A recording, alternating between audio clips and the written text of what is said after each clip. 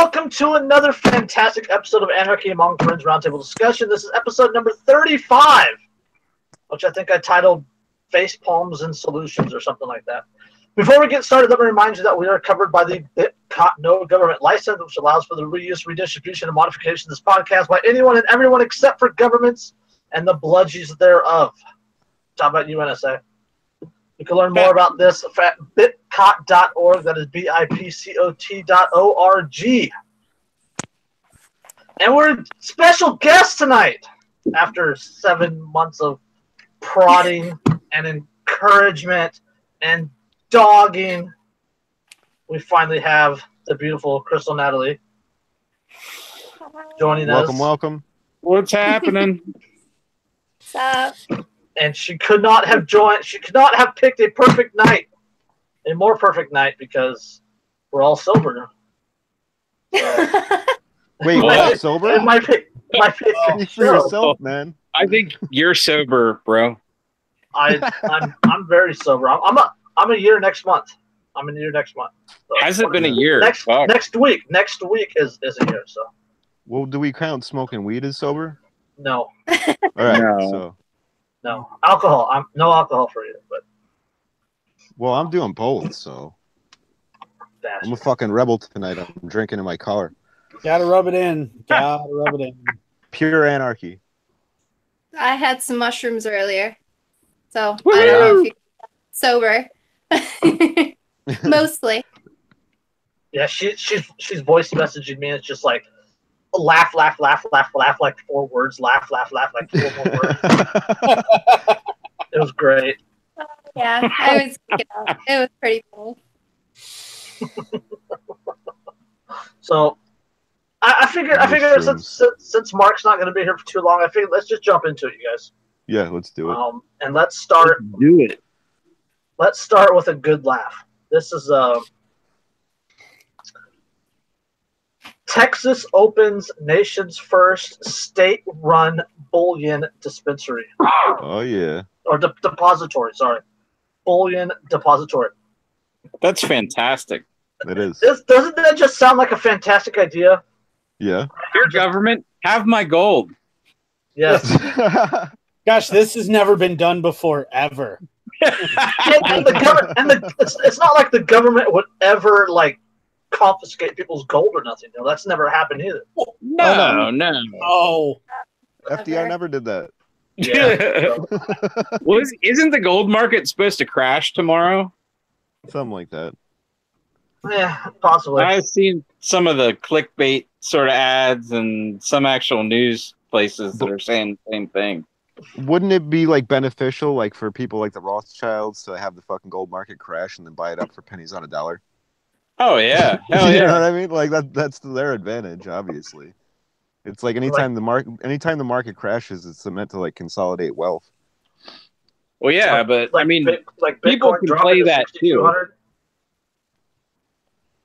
You know, anybody can work that game. Look at Bitcoin, same thing. Yeah. Or yeah, any exactly. Yep. crypto. It's like pump and dump. That catches on. Yep. Okay. All right. So at long last, Texans have a safe place to store their gold. That's a lie. The Texas Bullion Depository opened in Austin Wednesday, 3 years after state lawmakers signed off on creating an official place for people to store their gold and other precious metals. Quote, "We're proud that the nation's first state-administered bullion depository is now a reality.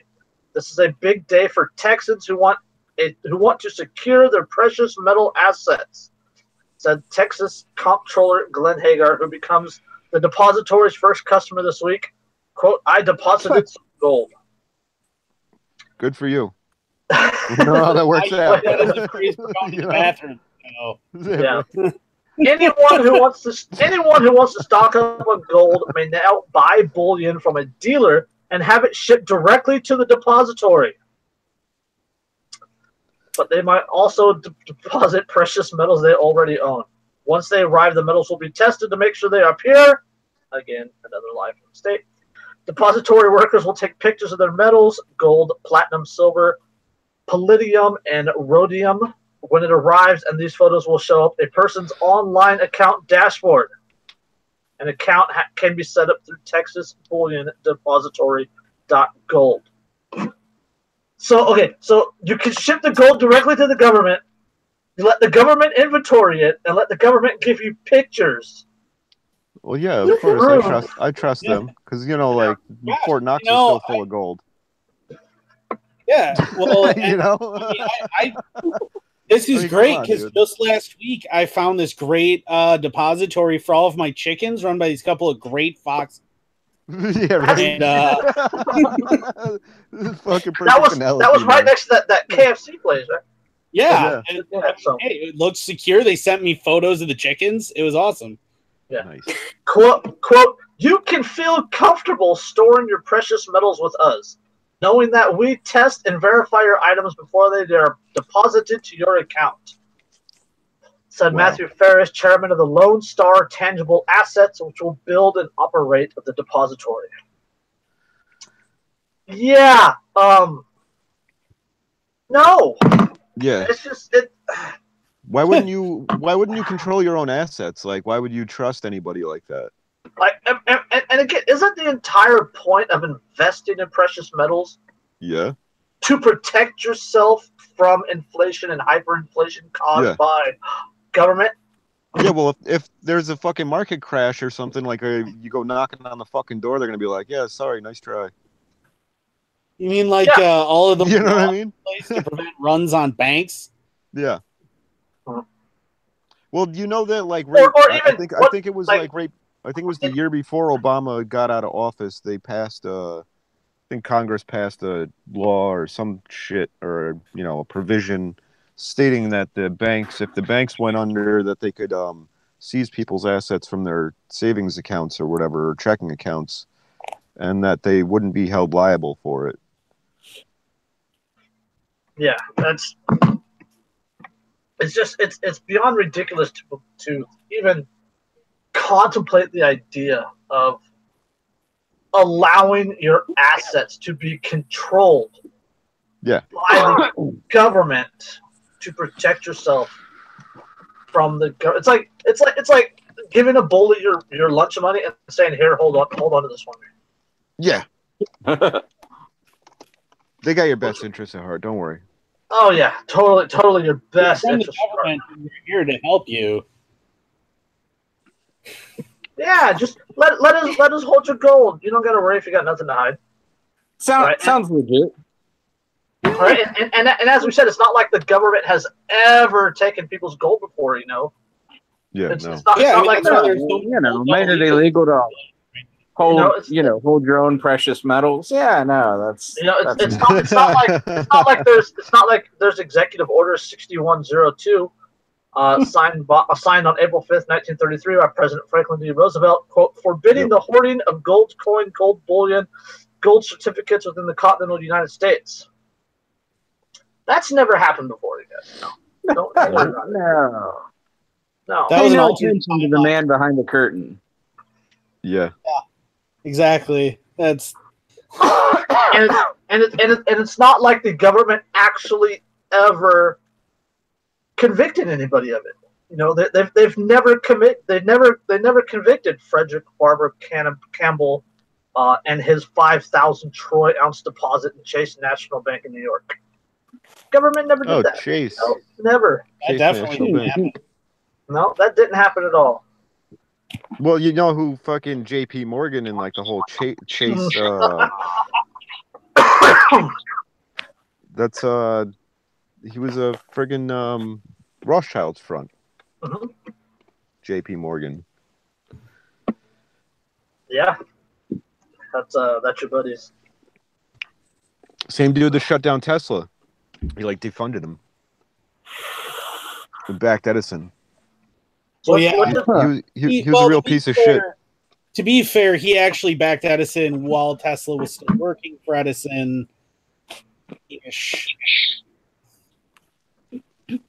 Yeah, Edison kind of ran off with Tesla's ideas, and that's how he got all the funding. Yep. Yeah, he had a better agent too. He had a lot better agent with. Edison did. So he was able to get the ideas out there. He was still a piece of shit, though. Yeah, but he should be like the ANCAP hero, because he had the capital, and the labor was expendable. Yeah. Yeah, he was all business, whereas Tesla was super awkward and didn't really deal much with people, and so wasn't he like married to like a pigeon or something, or like fell in love with a bird or something? What? I swear to God, look that shit up. All right, I'm googling it. Was that The Wonderful World of Disney's story of Nikola Tesla? Like, yeah, right.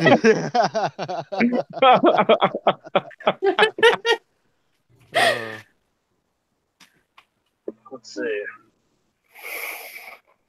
Nikola Tesla fell in love with a pigeon and 6 more freaky facts. Yep.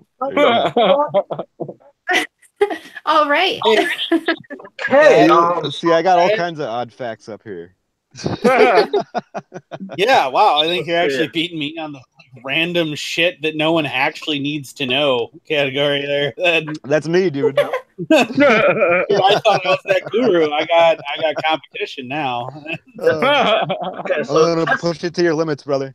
So Tesla had OCD for the number 3. He detested pearls. Pearls, like what an odd thing to like have an emotional response to. Like, fucking pearls. Fuck, those things are all white and shiny. He was celibate because he said sex would hinder his scientific work. Yeah, that's fair.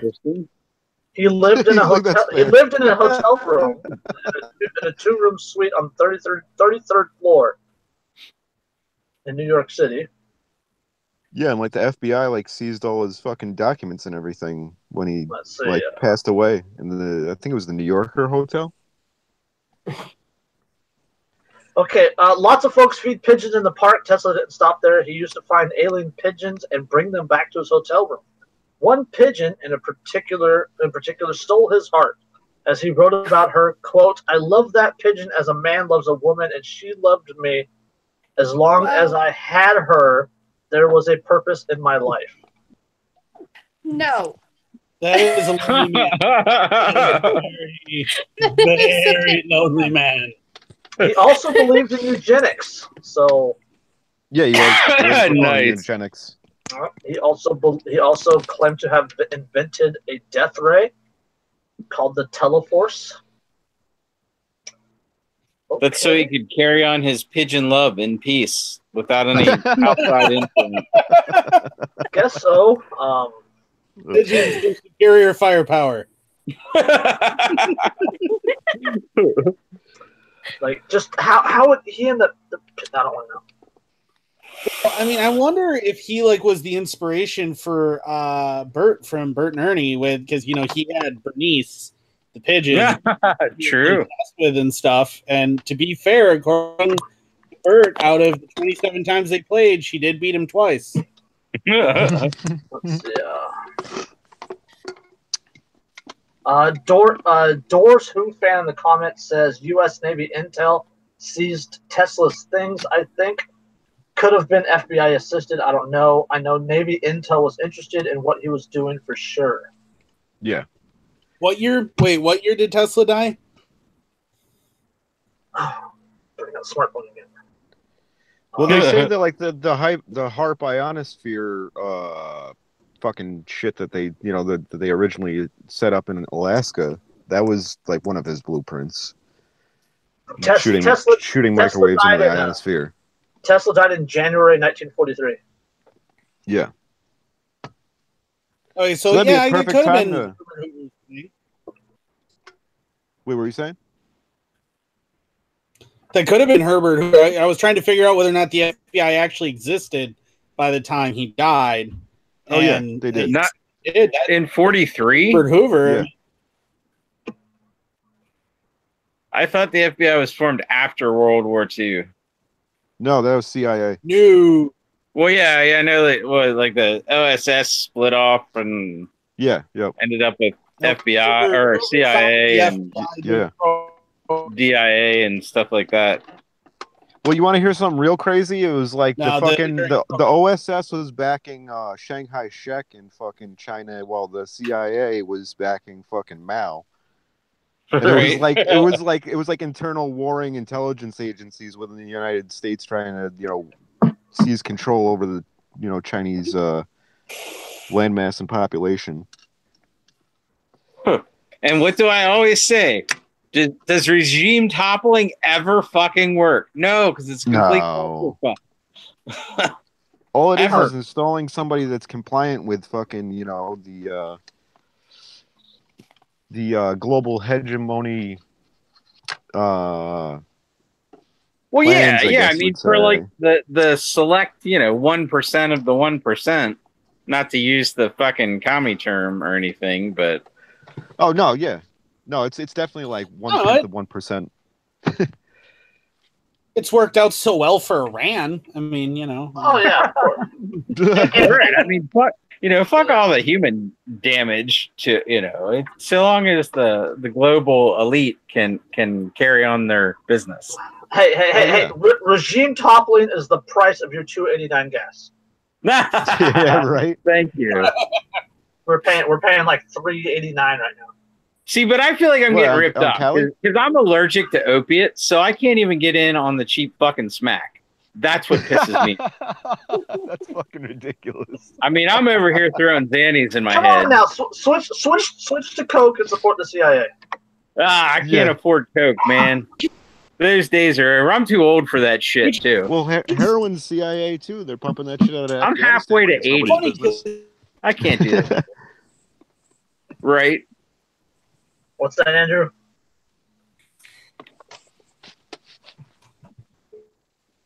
Oh, Andrew's frozen, I guess. Oh, I was gonna say it's just weird. I've never seen that many. It's a lot of pot fields. A lot of poppy fields. Yeah, but I have buddies that did tours. You know where else? You know where else has a lot of poppies, you guys? You guys know where else has a lot of poppies? It's actually one of their #1 exports. South America. North Korea. Yeah, North Korea. Or any given country in South America. There's a huge vein of lithium that runs through North Korea too. Surprise, surprise! It's like Afghanistan 2.0 essentially, because they have like serious mineral wealth and they produce a lot of opium. So they figured, hey, instead of expending a lot of fucking treasure and blood, we'll just make a fucking treaty with these guys and do business with them. And opium and batteries for electric cars. That's a hell of a good trade for a McDonald's. Yeah, hell yeah, right? Hell yeah. Well, you know what's funny? Somebody said that like after the fall of the Berlin Wall, the first two trucks that came through there were like Coca-Cola and Pepsi. That like seriously, yeah, that would not surprise me at all. And a truckload of David Hasselhoff CDs. The Berlin Wall was brought down solely by fucking David Hasselhoff. The truck with the David Hasselhoff CDs moved in slow motion. Yo, that's fucking hilarious. Oh. He is a fucking like legend over there though in Germany. He's a legend everywhere. It's David Hasselhoff. He's like, you might just not recognize it. Not Hassel the Hoff. Exactly. That's right. All right, so let's get on to something really important. I mean, this is like, yeah, we wouldn't want to upset any of our viewers with our side conversations and interrupt. No. Yeah, all those tangents. Okay, say it, Mark. Bring it up. I'm going to bring this up. 2 weeks ago, the last show, it was just Derek and Jason. Everybody else was busy because we got shit to do.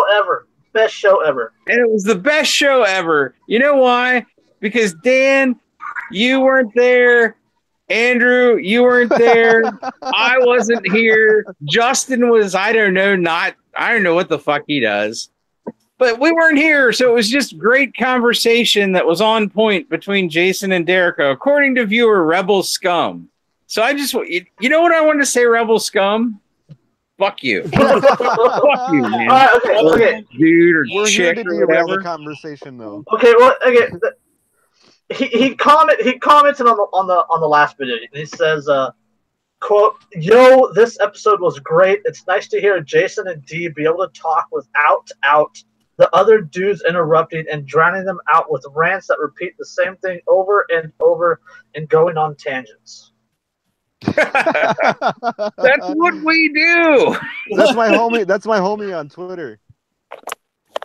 What's up, man? Make sure you tell him to follow me and I'll say hi, because I appreciated the comment. All right, I appreciated the comment. So, all right, let's get on to the really important one of the two things I really wanted to talk about. This affects Dan specifically because Dan was banned from Facebook because of this. Copyright law could put an end to internet memes. Come and take them. Yep. Molon meme. That's we need to make that a thing. Fucking A, dude. Yep. So, you heard it here first. Yes. We can't let them seize the memes of production. The memes of production, yeah. Memes, remixes. Oh, we're going to have to start a new group. I mean, there's the Tea Party, there's the 3 Percenters. There's going to have to be a meme resistance. Oh, dude, I'm already part of that shit. But we need a witty, clever name. We'll figure it out. Cool. Memes, remixes, and other user-generated content could disappear online if the EU's proposed rules on copyright become law, that warned experts. Digital right groups are campaigning against the copyright directive, what the European Parliament will vote on later this month. The legislation right. The legislation aims to protect rights holders in the internet age, but critics say it misunderstands the way people engage with web content and risks excessive censorship. The copyright directive is an attempt to reshape copyright for the internet, in particular, rebalancing the relationship between copyright holders and online performers. Article 13 states that platform providers should, quote, take measures to ensure the functioning of agreements concluded within right holders for the use of their works. Critics say this will, in effect, require all internet platforms to filter all content put online by users, which many believes would be excessive restrictions on free speech. Yeah. You think? Just a little bit. Okay. It's the ability to convey messages through fucking pictures and words. Like, you know what I mean? It's like, yeah. They understand that it's an effective weapon against their bullshit because people have a short attention span. There's really no way for them to effectively stop it anyways. It's the internet. I mean... Yeah, no. People are going to be like... I mean, they can make it a pain in the ass. They can shut down DNS servers and shit like that, because a lot of them are in EU countries. But they just get moved somewhere else. Yeah, exactly. Yeah. Memes would go exclusively to the dark web. Yeah, right. memes will find a way. All right, we need Ross 2.0 to start up a face tour or something, tour book. Then stop bememeing.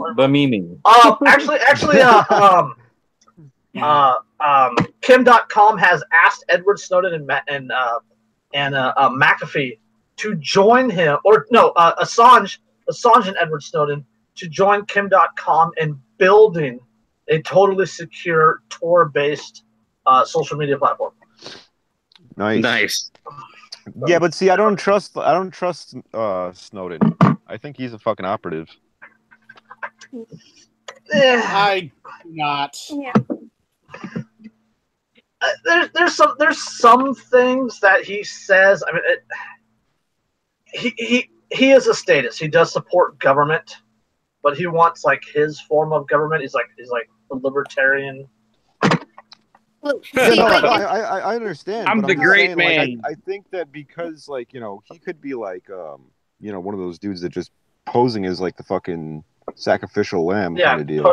Counter intel. What with Snowden is that he gets away with an awful lot and still continues to get away with it for him to just be completely against the government. I mean, Yeah. how better to control the opposition than to be the opposition? Exactly. That's how I always look at it. You're giving him a lot. The powers that be in the shadow government significantly more credit than they actually deserve. That's true. The government is a reactive entity. They have very. But little I also don't like proactive. to fucking underestimate them either. Yeah. Oh. All right. Back to the article. Jim Killock, executive director of the UK's Open Rights Group, told BBC, quote, Article 13 will create a robo-copyright regime where machines zap anything they identify as breaking copyright rules, despite legal bans on laws that require, quote, general monitoring of users to protect their privacy. Unfortunately, while machines can duplicate uploads of Beyonce songs, they can't spot parodies, understand memes that use copyright image, or make any kind of cultural judgment about what creative people are doing. We see this also too often on YouTube already. Oh, because Skynet isn't working with the internet? We have to shut down the internet? What? Yep. Pretty much. We were talking about this before the show, and I brought up, if anybody's not familiar with who David Kay is, I'm sure the name rings a bell with a lot of people. His official job title is UN Special Rapporteur, but on human rights. So he concentrates kind of exclusively on like digital human rights and expression and so forth. But he works for the UN, and even this guy wrote a 9-page paper detailing why this law was a terrible, terrible idea. Like that it was unenforceable, that it all guys to try and keep up with Google and Facebook, who, by the way, are also rallying against this law. I mean, everybody hates it except the legislators because they're a bunch of fascists. Yep. The electronic that dude's going to end up in a shallow grave in upstate. Yeah. Well, I guarantee you. It's not like he's going to testify against Hillary. The Electronic Frontier Foundation and 56 other rights organizations sent an open letter to European lawmakers in October outlining their concerns about Article 13. Article 13 appears to provoke such legal uncertainty that online services will have no other option than to monitor, filter, and block EU citizens' communications if they have any chance of staying in business. Yeah, I mean, there was a lot of guys involved in that letter too. Vint Cerf, Tim Berners-Lee, and Jimmy Wales were all also on that too, and they're all pretty big names in this kind of thing. So everybody's coming together and like, no. Yeah, right. It's like, and going. Okay, we beat this to death, you guys. IP is a spook. You can't copyright an image. You can't copyright words in a particular way. You can't own an idea. Once you have an idea, once you put an idea in the physical form and you put it out there, you no longer own that. You no longer own that idea. Exactly. That's what I was saying the other day to my someone I know. That you can't take intellectual property and like once it's out into the public domain, it's fucking free game. Like, you know what I mean? If you want to keep an idea to yourself, keep it in your fucking head and don't tell anybody. Mm-hmm. Yeah, and I had a conversation. I had a conversation about this yesterday with someone actually. Not in regards to this, but regards to something else involving IP. And like their whole thing was, well, it's someone's idea, blah blah blah blah blah, right? It's someone's it's someone's work, right? That's essentially what comes out of it. It's someone's work, so it's because it's their work, it's their property. No, it doesn't work that way. If I create a chair, if I spend the time and make a chair, and I sell that chair, I no longer have any control over that chair. What they do with it, what they use it for, where they put it, if they copy it, blah blah blah. I have no control over that chair anymore. Correct? Yeah, I mean right? They could reverse engineer it and figure out a better way to make it and fucking improve on your idea. You know what I mean? That's kind of like the whole idea behind it. It's like kind of a evolutionary creative process where we're, you know, taking other people's ideas and adding on to them or making them better. Absolutely, absolutely. It's just the same. If it applies to that chair, that same thing applies to that chair, then it should also apply to music, to art, to books, to video, to whatever else. Well, that's the thing. Including memes. The whole idea, you have so many, and you even see that with people who are otherwise ostensibly laissez-faire capitalists. They try and pretend that they're all about the free market and the free market innovation, and they fail to understand that intellectual property stifles innovation. If I can't take whatever I need from all these different sources without having to pay them, I can't advance. I mean, look at what happens in the example that comes to mind for me, because I'm a gun guy, is Trigicon's ACOGs, right? The ACOG sites for a very long time, Trigicon had the patents on that. You couldn't make a Trigicon. You couldn't copyright Trigicon's design to make an ACOG. They were the only ones who could do it. In the past few years, since that patent has expired, you now are seeing South Korean and Chinese versions coming out, which, although not quite to the same levels of durability that Trigicons are, for most people's purposes, are perfectly acceptable and way cheaper. Way cheaper. Like, well, that's the whole thing. People will take the you know, the less durability for the cheaper price. Well, yeah, I mean, like, for my range guns, like, I have a pair of $200 red dots. One of them's even a Hollow Sun, right? That's a Chinese super cheap red dot. And then I have an EOTech. Well, the EOTech cost me $500, but is it appreciably better than, for what I'm going to use it for, than any of those red dots? Probably not. So I'm fine with spending less money in most cases for these things. And for most people who buy the ACOGs, they want the 4x magnification, whatever. But think about the innovation that we're starting to see on those now. We're starting to see them figure out how to integrate MIDI red dots on top, how to integrate extra attachment points, other things that they can do with them. And this is innovation that we didn't see as long as Trigicon had that exclusive on it. Additionally, with the battery technology that goes into those, you're starting to see like CR123s and the CR2062s and all these other titanium batteries that are starting to get involved. You know, they're way longer lasting than any AA or AAA, or any of the stupid little disc ones that I can't recall the name of. The coin batteries, yeah. Yep. Well, and that's what my EOTech uses, is a coin battery. Hollow Sun actually uses exactly the same battery, which I think says a lot about how unimpressive those batteries are, is that a $200 site uses almost exactly the same stuff as the $500 site. Yeah, right. Derica says they're just now leaving the theater, so she might not be able to get on with us, you guys. So that's all good. Bummer. That's what I told her. So, but one of the solutions that this person and I, one of the solutions that we talked about was John Deere. It's a big thing with John Deere. They have proprietary technology in their software, right? It's encrypted software that they use, so that the average Joe that can't necessarily hack into their software to fix their John Deere products. Yep. And while that sucks for the end user, yes, it absolutely sucks for the end user. It is a way that John Deere protects itself from duplicates, from people duplicating their technology. Yeah. If you buy a John Deere product, it's your product. You can do whatever you want with it. But John Deere doesn't have to help you fix it, right? Yep. So, well, they actually went a little above and beyond with not fixing it. Well, okay. In the absence of government, that issue would go away.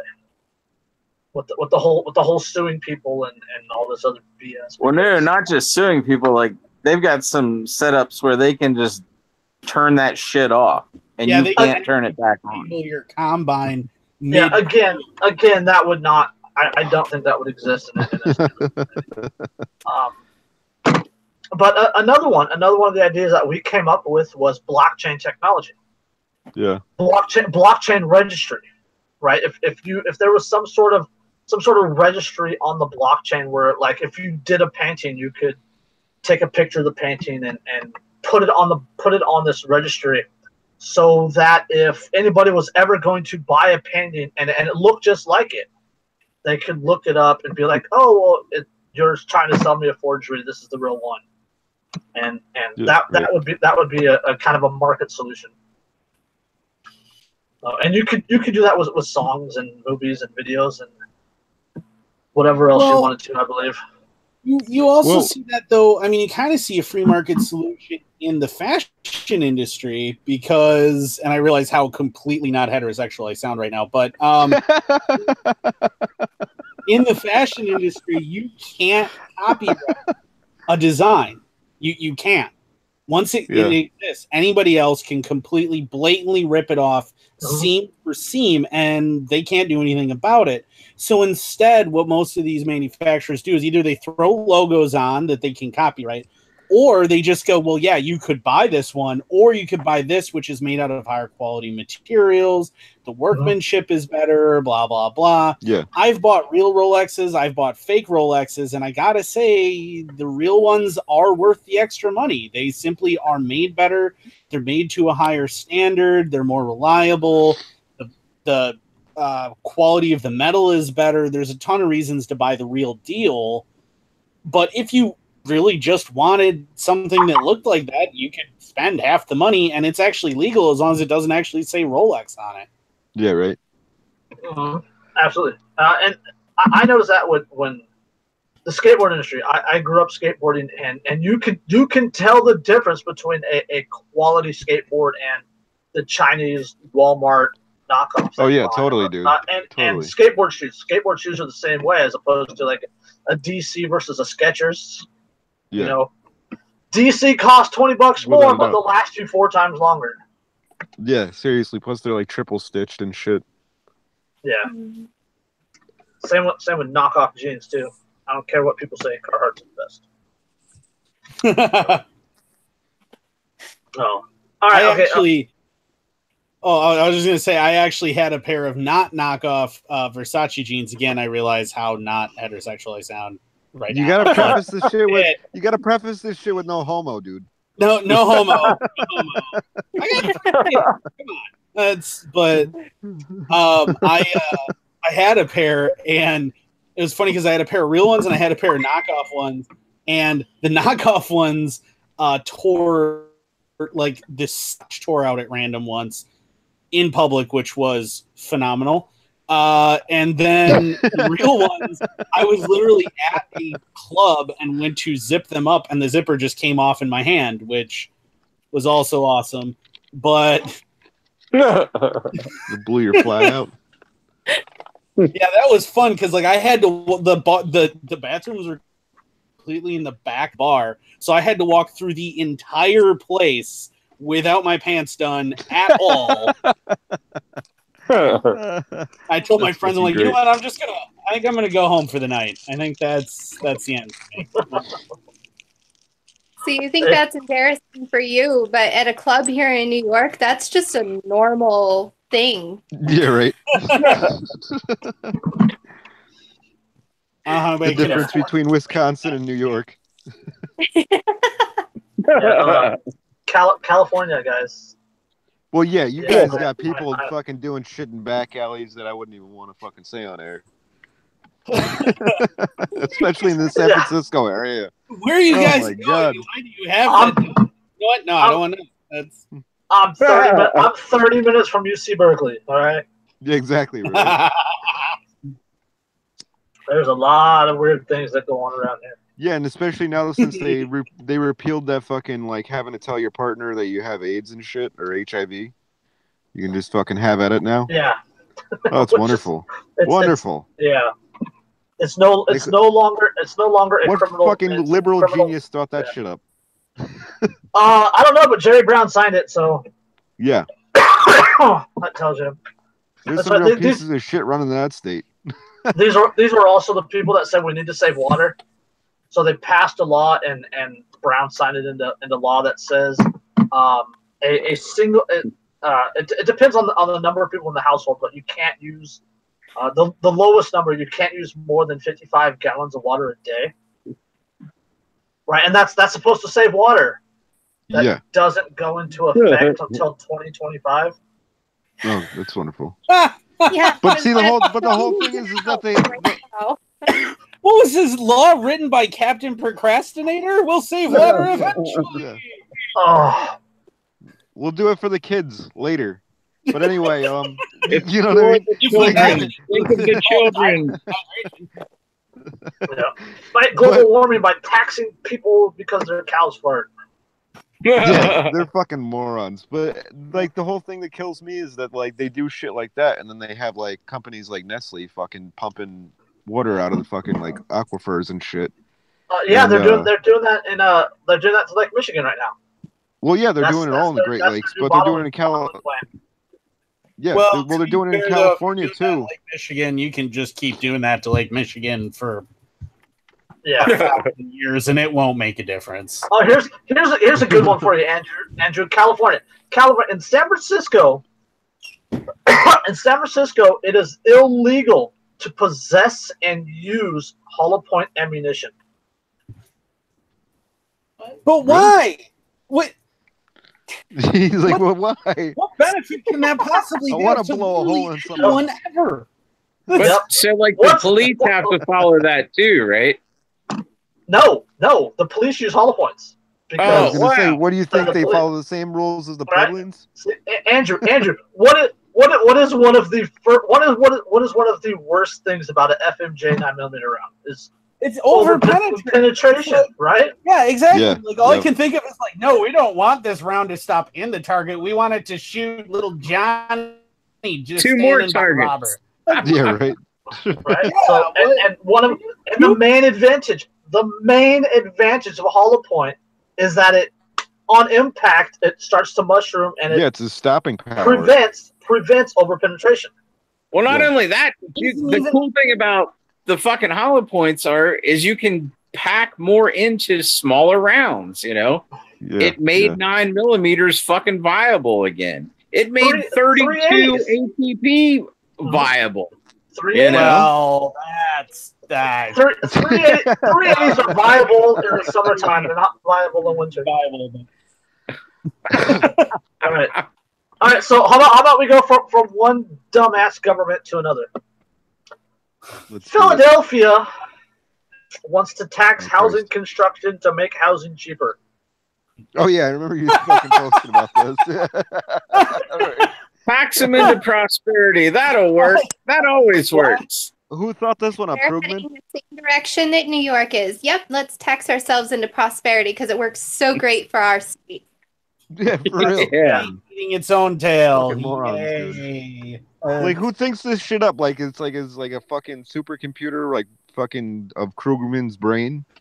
No, the computer would smash all the windows. Work. Just okay. Wait, hold on. Philadelphia is hoping to join the growing rank of cities that seek to bring down housing costs. Did you say right? No. Wait, what just happened right there? Rank of cities? Rank. Rank. I'm sorry. Yeah. What the fuck? Did you just say rape? What the fuck? Taxation. Okay, that's a different argument. Right. Jesus Philadelphia is hoping to join the growing rank of cities that seek to bring down housing costs by piling more taxes and fees on new housing development. This week, the Philadelphia City Council is expected to impose a 1% tax on new construction projects in the city. The tax is supposed to raise roughly $22 million a year, which will be spent on building below-market housing units and subsidizing down payments for families making as much as $105,000 a year. Holy shit! What? Wait, the specifics. Hold on. The specifics on how this money will be spent have yet to be hashed out. But the Wall Street Journal reports that those down payment subsidies could reach as high as $10,000 per recipient. Oh, great. Lovely. Wait. That should work out for everyone. Question.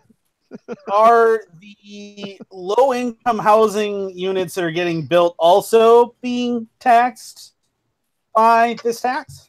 No. Not if they're federally run. No, not if they're federally run. So this is government-controlled housing. It's pretty much communism. That's right? That's what they're building. So this.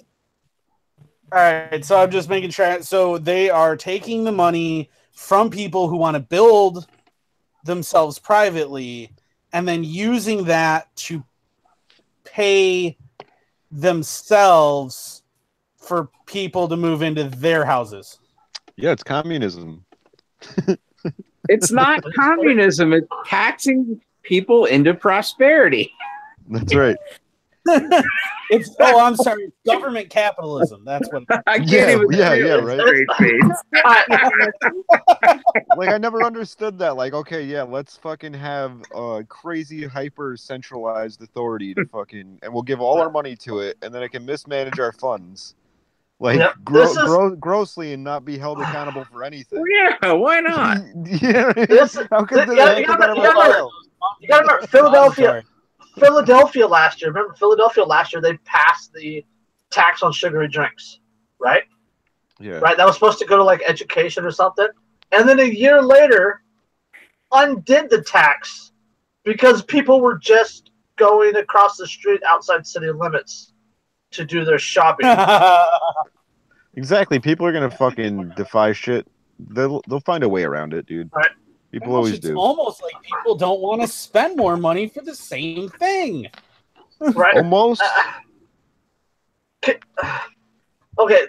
A $300,000 house. 1% is only $3,000, right? Yep. But still, it's not going to stop there, right? It's going to make the houses more expensive, and when the houses cost more expensive to be built, then the builders are going to charge more for the homes. Yeah. Right. So and now a $3,300 or $303,000 home becomes $320,000, right? Because they have to make that profit margin. Yeah. So now, so the very people that the tax is supposed to help through the housing subsidies, now they're priced out of buying this house. Yeah. So they have to go buy an existing home. Right. Well, now the market for the existing home rises because of supply and demand. Right. There's only so many used homes, and now everybody wants one, so there's bidding wars, and the prices go up. And then the prices, and then the taxes. The taxes are issued based on the home's value, the home's cost. So the prices of the old homes go up, the taxes on them go up. Well, this old home now sold for $325,000. Oh shit! These new homes we have to sell for $350,000.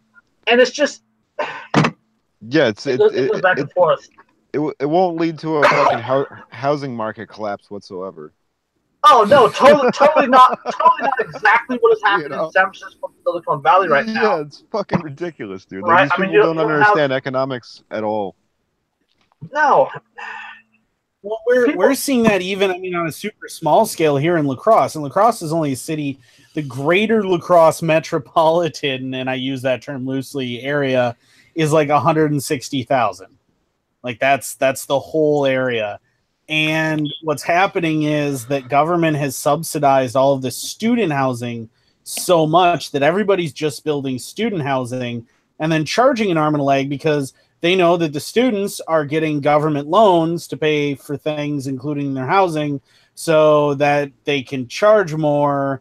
And so what's happening is all the actual families and everybody now suddenly can't buy houses. They can't rent anything. They can't afford anything. Yep. And so then the government goes, oh, well, let's build a bunch of new shoe homes. We'll build a bunch of new crap that's, the Section 8 housing. And then all these people move in. And then they go, oh, hey, we've now concentrated all of these low-income people together, and now all of a sudden there's all these vacant houses out here. Well, now maybe we should talk about doing a tax against people who have vacant houses sitting there. It is insane that you think that cycle's ever going to stop. It's like a monster that eats itself. Yeah, the taxing yourself with prosperity, right? The meme, it's the snake eating its own tail. The Ouroboros. Or what's the other one? There's a good analogy. Taxing yourself in prosperity is like trying to pick yourself up by the bucket when you're standing in it, or something like that. That makes sense. Yeah, that's what it is. You're standing in the bucket, and you're holding onto the handle, and you're trying to pick yourself up. That's the same as trying to tax yourself into prosperity. More government is never the answer to issues created because of government. Government is never the answer, period. Unless it's a really stupid question. Yeah. If your actual answer, it was a dumb question. Okay. Taxing the thing you want more of is not unique to the city of brotherly love. Los Angeles passed a per square foot linkage fee on new development with the intention of plowing the proceeds into affordable housing and homelessness services in late 2017, as did Denver in late 2016. It's called a linkage fee because of the supposed link between new development and rising home prices and homelessness. It says right here that in Los Angeles and Denver, this exact same thing increased home prices and homelessness. But, yay, let's go with the taxes. But we need more government to stop homelessness that government caused, because government wanted to raise money to stop homelessness, which caused more homelessness, which they needed to raise money for the homelessness. Yeah, okay. Just because these taxes are becoming more common does not make them a good idea, says Vanessa Brown Calder, a housing analyst housing policy analyst at the Cato Institute. Quote, it's a very silly and counterproductive idea to tax new development in order to somehow provide affordable housing down the line. Taxes have the effect of reducing the supply of the thing that you are taxing. Holy shit, someone that actually freaking gets it. Right? Well, I mean, it is the Cato Institute, so she would, but... Yeah. I speak with capital partners that are local, national, international, that are looking to invest in Philadelphia, and they are going. These guys have already said high taxed. These guys are already so high taxed, you already have weak demand. Well, Yes.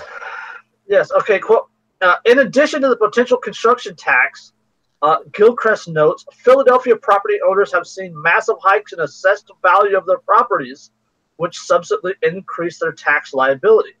Assessed values went up nearly 11% citywide last year. Office properties say Gilchrist have seen an assessed values go up by 38%, while multifamily properties have increased by 68%. Philadelphia Mayor Jim Kenney has also been advocating for a 4.1% increase in the property tax, plus a slowdown in the promised wage tax decreases. Yeah, so they're taxing the taxes to tax more, to tax people so that they can get people to buy homes that they're taxing, that more people will tax. You know, it's like, essentially what this is you going to your buddy and saying, hey, will you buy this from me? I need money. And then him going, well, I can't afford it. And then you going, well, what if I loan you the money so that you can buy it? And then you going, yeah, I sold it. I made an extra $300. Like that's what they're doing right now. And then you take that product and someone to sell and sell it to someone else at a lower price. Yeah. Well, then you take brilliant. And then complain that you don't have any money, so you go and beg money from these people. Oh my goodness. Government, you guys. I know it's Crystal's favorite thing in the world. So totally, much. especially after doing mushrooms, right? What? I said totally, especially after doing mushrooms, right? Oh yeah. Oh, I can really find it the humorous then. Oh. All right, how about okay? Let's just keep rolling on to another fucked up city, guys. Seattle. About face. Seattle City Council repeals head tax amid pressure from businesses and referendum threat.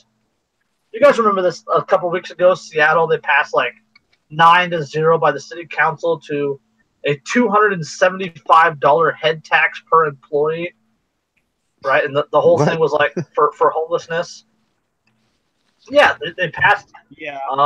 The repeal of the $275 per employee tax marks a victory for Amazon and other businesses that would have paid it and had been funding a referendum campaign against it. Okay, so what it is, the city council decided that we have too many homeless and we need to help them.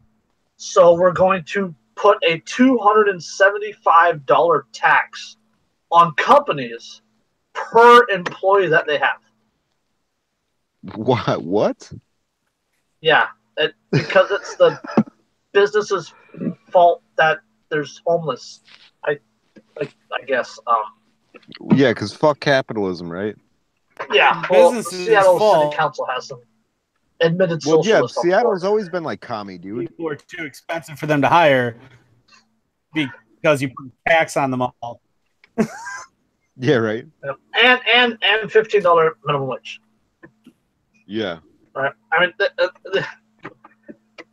yeah, we've had fun with Seattle before talking about the bikini baristas and their ongoing fight against government censorship, which I stand with the bikini baristas. Yeah, of course, dude. I mean, come on. So, in a stunning reversal without parallel in city's recent political history, the city council voted 7-2 Tuesday, repealed a controversy head tax on large employers like Amazon. Mayor Jenny Durkin plans to sign the repeal into law. The vote, ending a Runctious special meeting called by Council President Bruce Harrell, came less than a month after the council voted 9-0 to approve the tax of $275 per employee per year to help fund the housing and service for the homeless people. The move also came as business-backed campaign to kill the tax prepared to submit petition signatures this week to qualify for a referendum in November. People on both sides of the head tax debate packed the city council chambers, waving signs with the slogans "quote tax Amazon" and "quote no tax on jobs."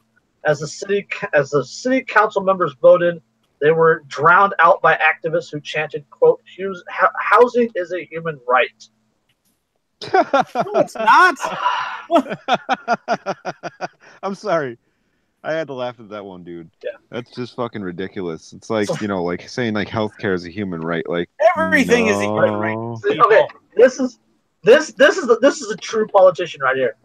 Before the tally, council member Lisa Herbold said she felt like crying, but would side with the majority of her colleagues because the city Metropolitan Chamber of Commerce had managed to persuade her, quote, the vast majority of voters opposed the tax. Wait. So she's saying, well, it hurts me so much to have to do this thing that you don't want me to do, but I'm going to just have to go ahead and do what everyone else is doing. Yes. It's their fault over there. Truly Yes. principled. Totally principled. Yeah. You know what I mean? It's like, well, I mean, a lot of these people that, like, especially the liberal types, they definitely do a lot of appeal to emotion, which, works with the lower intelligence crowd, of course. And like every authoritarian in history has always succeeded through fucking appeal to emotion. Well, yeah, all statism, no matter to what degree, no matter to what angle, is an appeal to emotion. Yeah. Right? You hear them talk, but who will build the roads? But who will protect us? Who will do this? Who will do that? What about the poor? Well, it's a lot of it's based out of fear. That's what it is. It's entirely fear based, and it's you hear them. That's their entire argument against voluntarism, against anarchism, against the state and society. It's like, well, if we don't have a monopoly on fucking force and violence, then people might be fucking forceful and violent. And it's like, well, yeah, no shit. But if people are going to be forceful and violent naturally anyway, wouldn't you want to try and decentralize that as much as possible? Yep. And like not have it like have a vehicle to fucking wage like, massive amounts of warfare like halfway around the world and have supply lines that fucking can keep it sustained. Yeah, but like you can't do that in a decentralized. What would you do about the psychopaths? Well, I wouldn't give them a government to run. Exactly, right? My favorite was that government the warlords would take over. Oh my god! The warlords that have taken over, you fucking moron. Yeah, exactly. Looked around lately. Who do you think is in charge? Exactly. Oh my goodness! Like Trump champion. Oh yeah, he ended the Korean War. Woo! He's bombing Pakistan, Iraq, Syria, Yemen, Central Africa, Syria, Somalia. Like he ended a war in which a shot hasn't been fired in 30 freaking years, and people are celebrating it or decrying it because it's Trump, but they're totally silent about Syria and Central Africa and Somalia. He's been nominated for a Peace Prize for it. For a fucking Peace Prize! A Peace Prize! A president of the United States for the second time in a row is being nominated for a Nobel Peace Prize. Trump is outpacing Obama for drone strikes right now.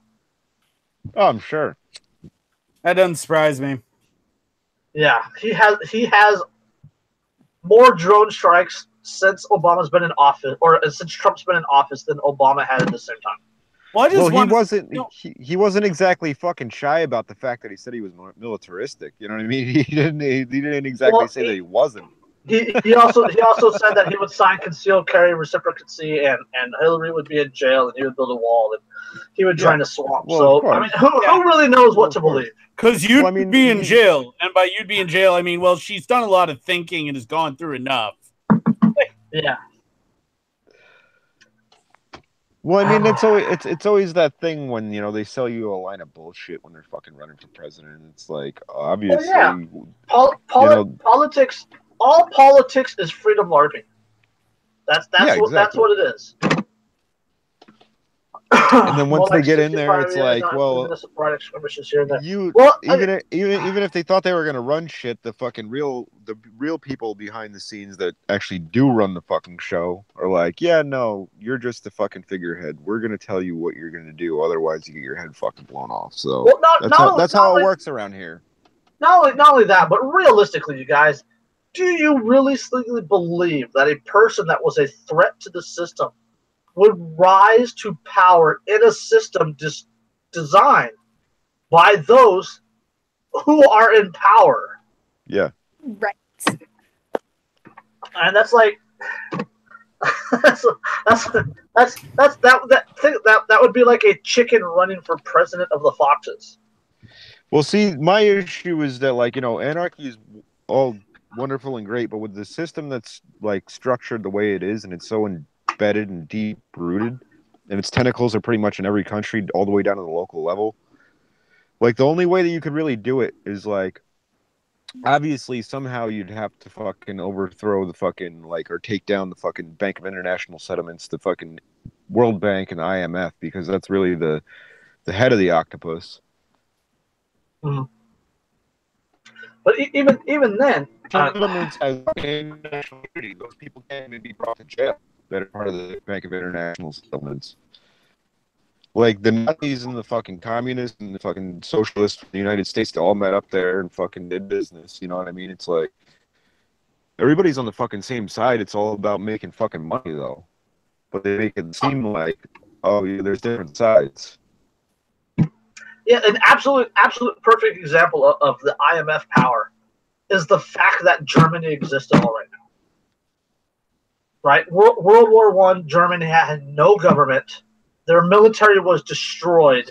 Their population was scattered to the winds.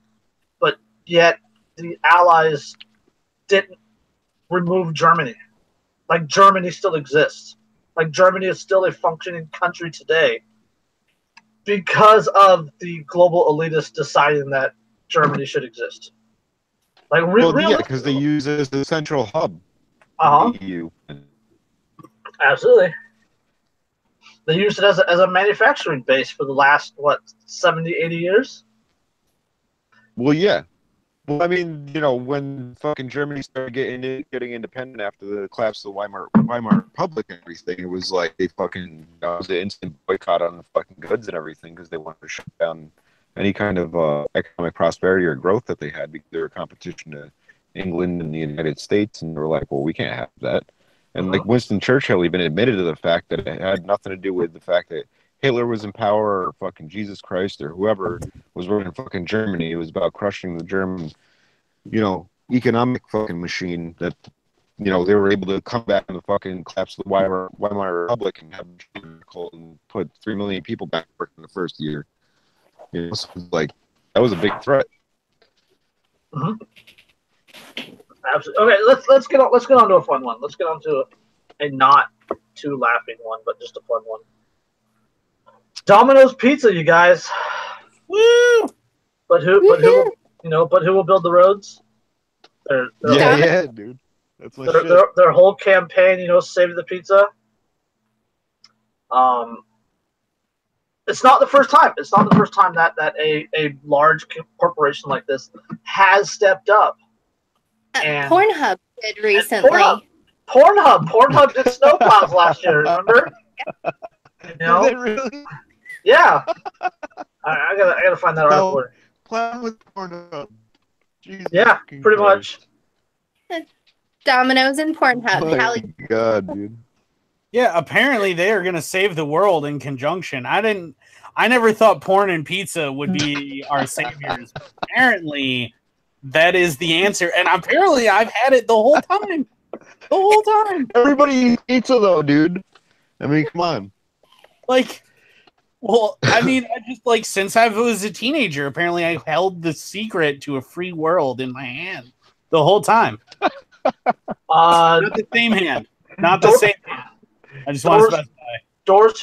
Doors Who fan in the comments says that KFC also fixed potholes in Louisville, Kentucky. Yeah. Nice. Porn and chicken, man. Porn and chicken. Porn, chicken, pizza. Filling potholes with porn and chicken. Yeah, this was last year. Last year in Boston, there was a really big storm that came through in mid-March last year, and Pornhub sponsored a bunch of snowplows to come in and help plow the city. It's a fucking pun, though, dude. It's like, come on.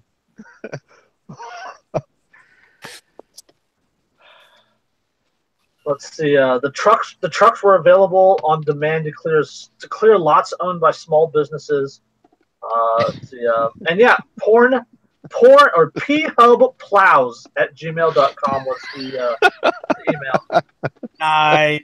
And they had a hashtag. They had a hashtag Pornhub plows. They will plow for you, Pornhub. And they said they got 12 to 18 inches of snow. which we really know was like 6 to 7. I'm fucking dead.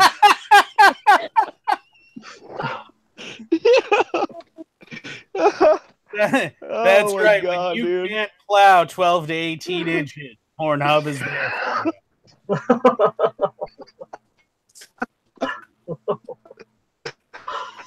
You all right over there, Dan? You okay? Still breathing? Stay with us, buddy.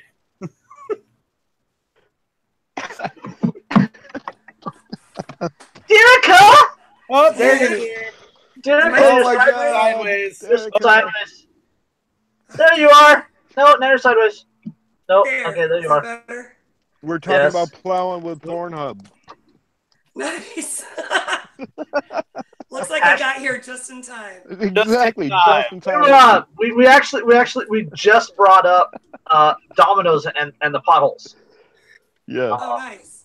And then Hi, and then Crystal. Hi. Hi, Crystal. and then Crystal brought up Pornhub snowplows, and we got really off track, and we were talking about 12 to 18 inches, and we just Nice. yeah. What is it? When you can't plow, we're there for you. I have to ask what it says about America that the two businesses that are big enough to take over state services are pizza and porn. America. That says a lot about our character. For sure. Since I was a teenager. America doesn't have culture. Success. But really, they're both international businesses. Technically, I mean, you know, these things transcend the borders. They transcend. Truly humanitarian institution.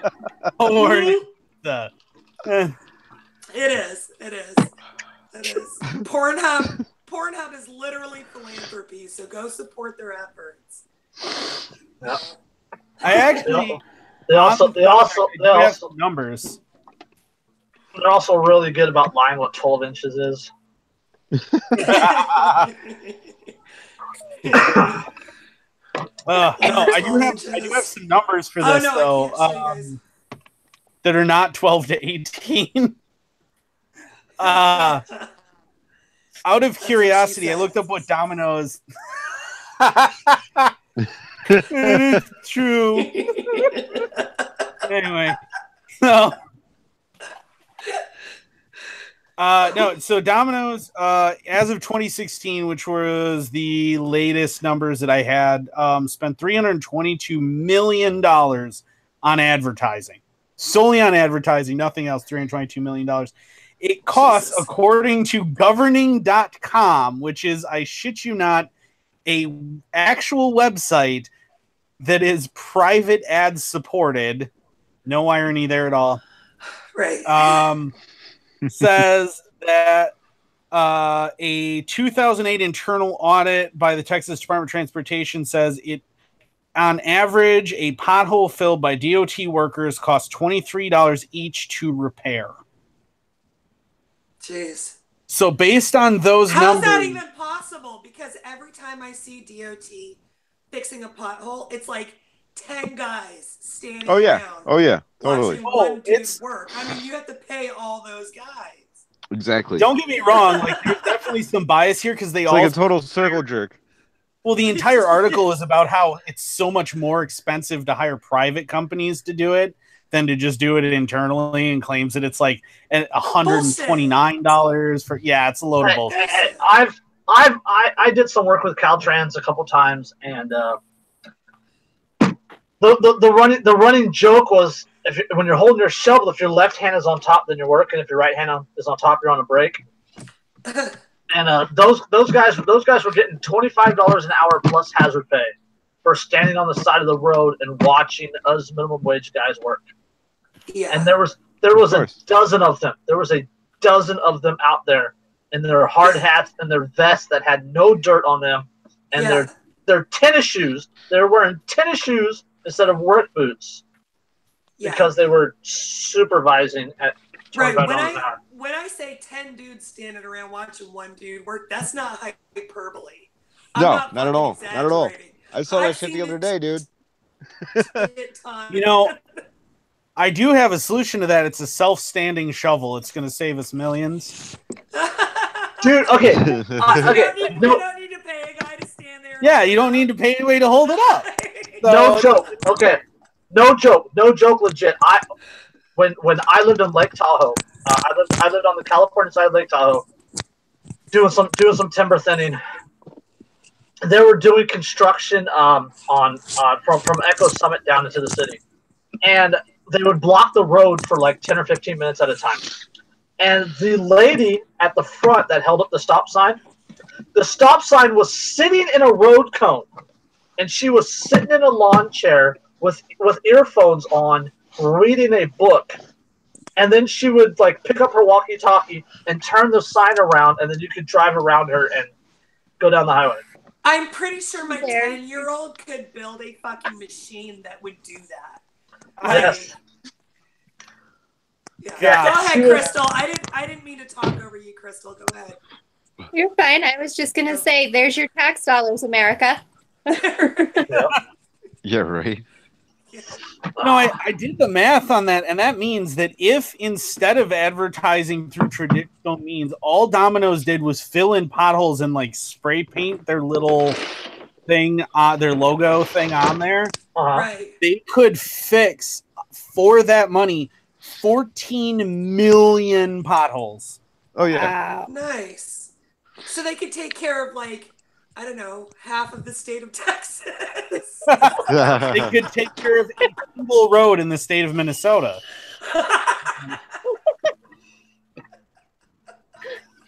I might be able not the whole road. I might be able to get to the store and back. Quarter. But I'm not trying to flip you guys off. I promise. I'm not trying to flip anybody off. Is that your sore finger from your wild deckleboard bite? Yeah. Well, my wild mandolin slicer bite. Have you guys seen the pictures of that? Yeah. Did you guys all see the pictures? Gee, right, Andrew. Exactly. Like it was gross. It was terrible. They totally squicked Jason out. They gave him. Oh my goodness. Big time. Like I have given myself stitches. I have put my shoulders back in the joint. That mandolin slice was gross. Yeah. Did you see it, Crystal? Yeah. Oh, wasn't it gnarly? It's fucking gross.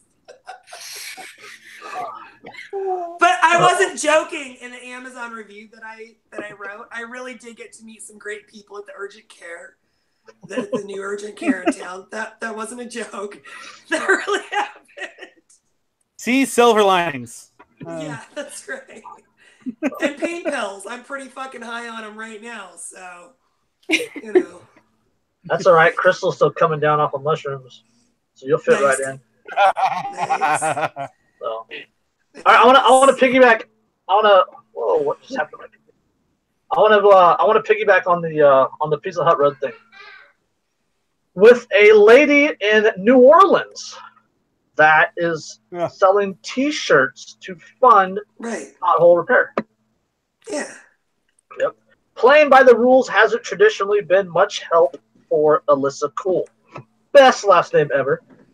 When she first moved into her Marginy home, it took days for the water to get turned on because the Sewage and Water Board required her to appear in person for account setup, and it was a hot July 4th weekend. Last year, when the same city entity left a gaping hole in front of her house for a year, complaining didn't help much. Instead, she and her fellow neighbors cracked a few beers, tore open bags of quick-drying asphalt, and fixed it themselves. Now, you have to go to the article and look at the pictures of this hole that they left in front of her house. It's enormous. Let's see. It's not on this article. But yeah, I remember I saw them somewhere. They had like a lawn chair in it, and then there was a sign, and just it was huge. Let's see. Ridiculous. Try the other article. Like you could lose a teenager down that thing. Actually, it's too bad they filled it in because I got a couple of teenagers in my basement right now. Dude, we took them all to the movie and one extra because their friend came over. So we took 3 16-year-old boys and a 10-year-old boy and a 5-year-old boy. Holy shit. So I need to go smoke some fucking weed.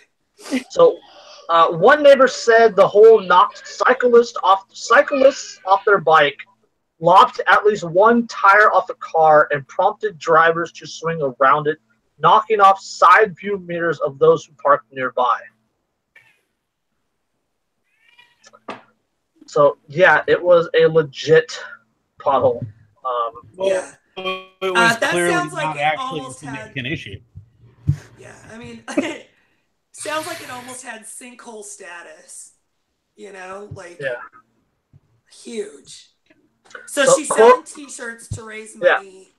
Yeah, quote, this wasn't an act of God, it was man-made, said Alyssa Cool, who lives across the street from the pothole. Quote, why wasn't it man-fixed? And so that's how, nearly a year after the pothole was made, after months spent complaining, fighting parking tickets brought on by adjustments to the gaping mouth, and after at least 2 contractors came out to cut more lines in the roadway, a group of residents came to break the law. They filled in the dang pothole themselves. Anarchy, baby. Yes.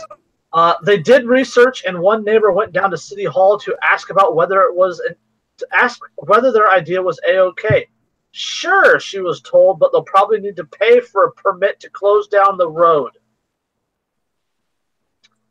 Quote, now when the neighborhood finally teams up together to make the situation better, we're told, great, but you need to pay for that, which was charming, Cool said.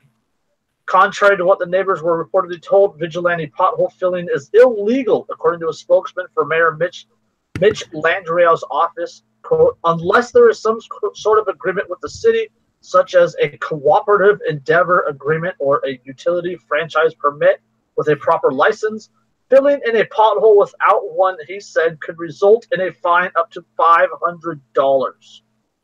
Well, yeah, I mean, because it's, you know, statism is the most dangerous superstition, most dangerous religion.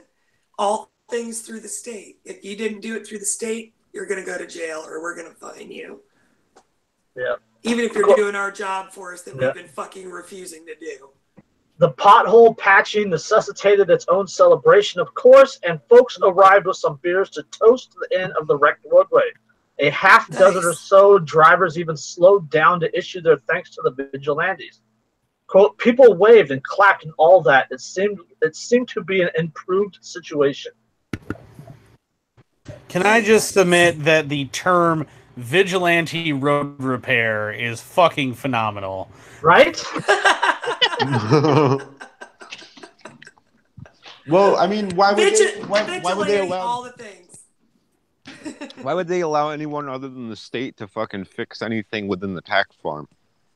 Yeah, well, they can't have that because then people might start realizing they don't need the fucking state. Whoa, soon they'll be building their own roads and fences and defending themselves and collecting rainwater anarchy and shit. Yeah, collecting rainwater, educating their own children. We can't. Whoa, hold on. Pump the fucking brakes there, buddy. So, inspired by the grassroots. Inspired by the grassroots, by the bootstraps approach of the vigilante pothole filling of her neighborhood eyesores, Cool developed a new endeavor called Start NOLA. That's STARTNOLA. Though she doesn't yet have official nonprofit status for it, she's running Start NOLA through her marketing company, The Narrative. Cool is selling t-shirts, shopping bags, and coffee mugs, each featuring original artwork, and the money raised will go towards local New Orleans neighborhood associations so they can address roadway problems that their members think works best for them. My God. So oh my God, local communities coming together to achieve something. That's anarchy. That's fucking madness. That's scary, isn't it? Dogs and cats living together. Shut it down. Shut it down. That shit's ridiculous. We can't have that. We can't. No, that's too much freedom. It's too much freedom. That's all it is. But you know, the and what about the fucking terrorists, guys? Huh? What about the terrorists? That gives me an idea for our new motto for this show. Our motto ought to be vigilante all the things. There vigilante. You go. I like that. There you go. I like that. Yep. I'll write that down. Because that has to be me. I gotta say, I hear vigilante. You heard it here first, internet. You heard it here first. Yeah. Make it. It's gotta be a split meme so nobody can steal it. See? So there you go. Now you guys know I'm joking. No. I know. You know There's I'm the joking. meme. There's the name of your meme gang right there. The fucking vigilante meme gang. Yeah. That's right. There we go. Yep. And David Valentine's picture will be nowhere near it. That's Oh, right. come on. We've Come all on. had enough of that. No, It's no, over. It's no. over. It's over. David, Andrew, David is love. Andrew, it's David over. is life. It's over. Let it go. Let it go. It's over. There could be only one. Don't fight You're it. right. We are all for Valentine. Oh. Why? What happened? Oh. I don't know. So okay, so Oh our my buddy God. David Valentine. No, I know Dave. So somebody like jokingly used David's picture as their profile picture, and then they made a parody account with David Bellatine. It was like Daved Bellatine. It was David Yep. David Valentine. Or, yeah, David Bellatine or Bellantine or. Yeah, I know I have one of them on my friends list, but I don't know who the fuck it is. And it kind of took off, and next thing you know, there's like 300 people with Yeah. David Bellantine Seriously. profile pictures. The moments Yeah, like- when you had like that how- entire They just like replicated. Well, no, like people thought it was funny. No, I know. And then it was hilarious because like if you had a David Bellantine profile picture, people would send you a friend request, and then people were posting pictures of their friend request, and it's like 17 pictures of David Bellantine. Like everybody had the same profile picture. and then people are complaining about it. Oh, your followers and blah blah blah blah blah. Oh yeah, collectivists and stuff. Yeah, because they're having fun with like an inside joke and everybody's enjoying themselves. That makes them collectivists.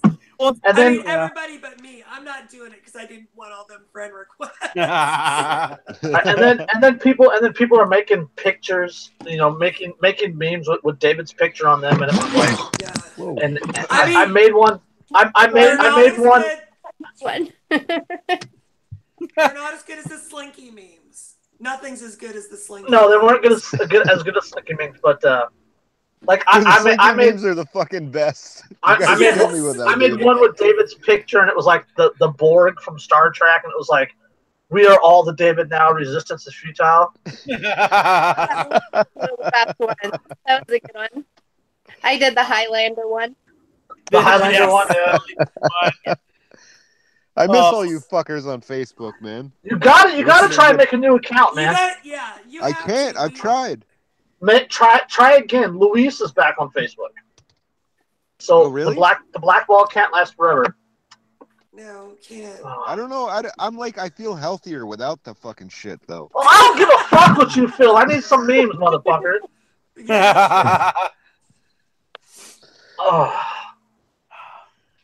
We know other people who were blackballed and managed to make a new account. And like we need you back on Facebook for the sheer fact that you tagged me in everything on Twitter. And then I wake up and I have like 200 fucking notifications on Twitter. I can't keep up with Twitter. I seriously can't keep up with that shit. I don't even bother with Twitter. I could not possibly keep up with Instagram, Facebook, fucking Twitter, Tumblr, everything else. Don't look me up on Tumblr. Right? I'm begging you. I pretty much only do Twitter anymore. Doors Who fan in the comments says, guaranteed that's the first meme the EU bans. Are you talking the David memes or the vigilante all the things meme? Let us know. Yeah. Yeah, no, see, I hear like roadwork vigilante, and I'm picturing like some perverse Batman with like a high visibility vest on. Like the shit they used to make you wear for PT. Yeah. He's got the reflective belt that you had to wear. Exactly. A Batman, only his suit is made entirely of PT belt. Safety orange. And instead of ears sticking up, they're like shovel heads. Traffic codes. Traffic codes. There you go. They're orange traffic. They're little orange traffic cones.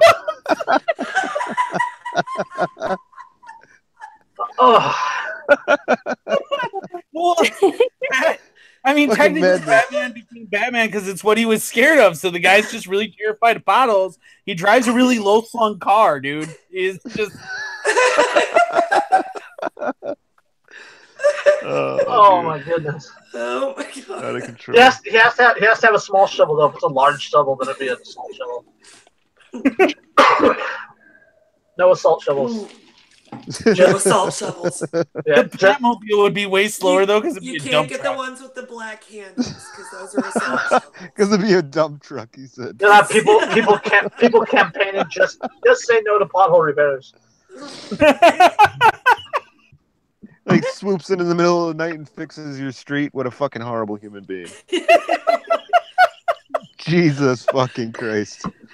I'm here to fix shit and chew bubble gum, and I'm all out of bubble gum. Yeah, for real. I'm here to fill your holes. That would be the Pornhub version. That's the Pornhub version, yeah. Yeah. You're gonna fill your holes and then plow them. Trust Rear Admiral Dan.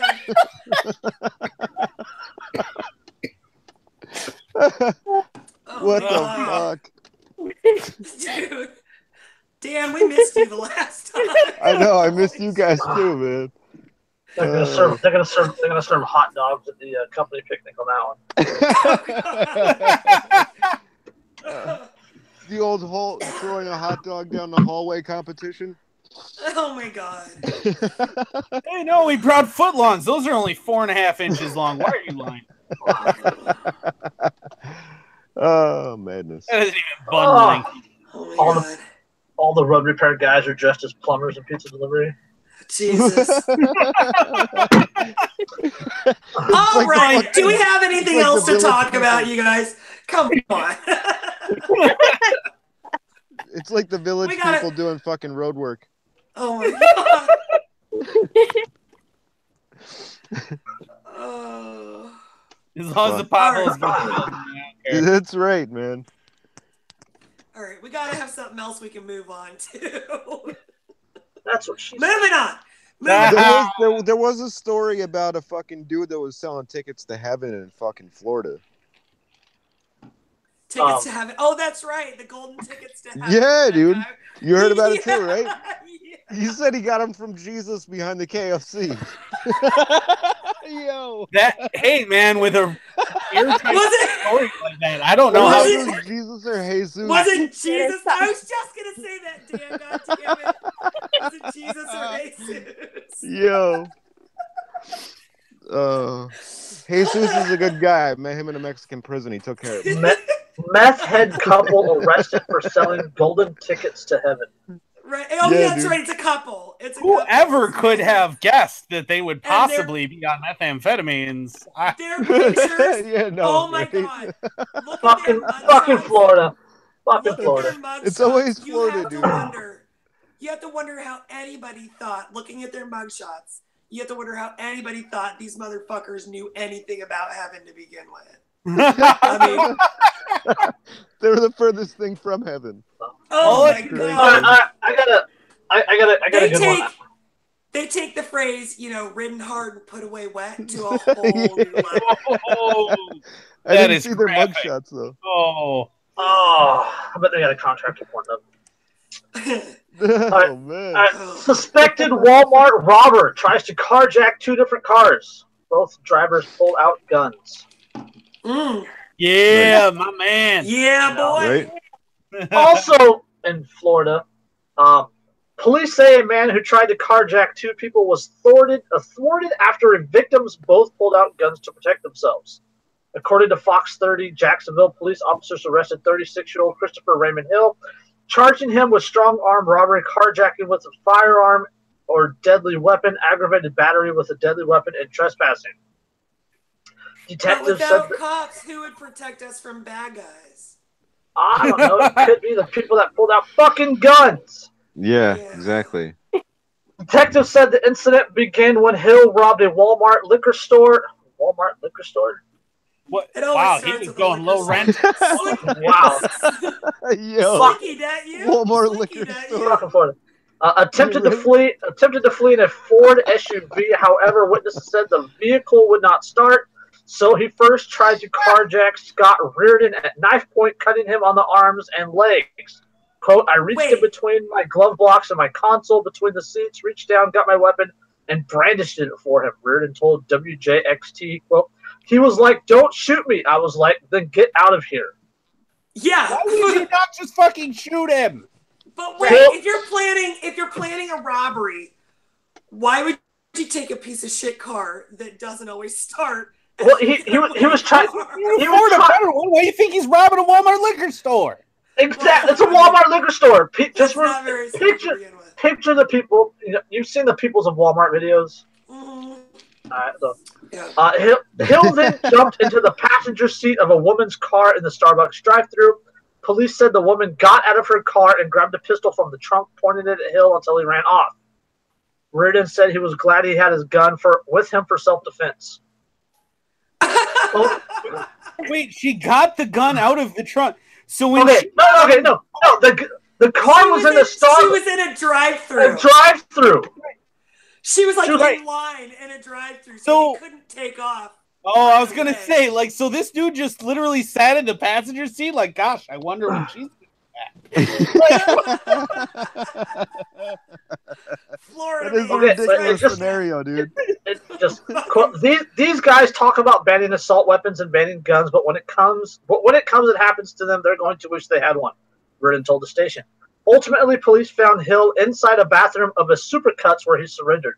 According to the arrest report, Hill told police, quote, "The reason I was running and did this was because somebody was after me." You think? Oh, yeah, because you robbed a fucking liquor store. Right. I think those people are called police.